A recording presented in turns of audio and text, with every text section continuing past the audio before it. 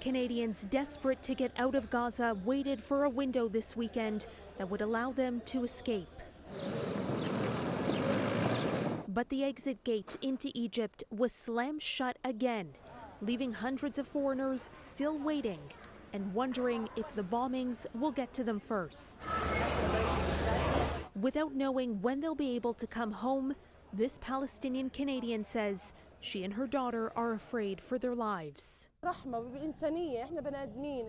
Death haunts us every second, she adds. Canada has one of the largest contingents of nationals trapped inside Gaza. The federal government says it's provided regional partners with a list of close to 450 eligible Canadian citizens who want to leave. Global Affairs, however, says it has no information at this time when those Canadians will be allowed to cross the Rafah border. Canadians are being asked to have their documents at hand and be ready to travel on short notice. Consular officials will also be ready to help people as soon as they cross into Egypt.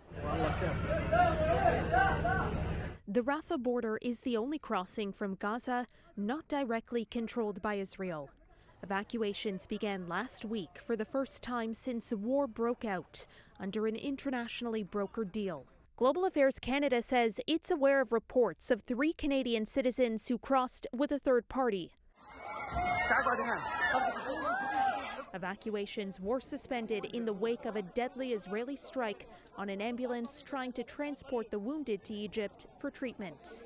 Qatar, which has led mediation talks between Hamas and Israeli officials, is pushing to resume crossings but shared no specific timeline. I can tell you that we are working on it with our partners, especially in Egypt, and doing all that we can to make sure that this channel resumes. But those stranded at Rafah say each day the border remains closed is another day they face death. For City News, I'm Caryn Ceolin.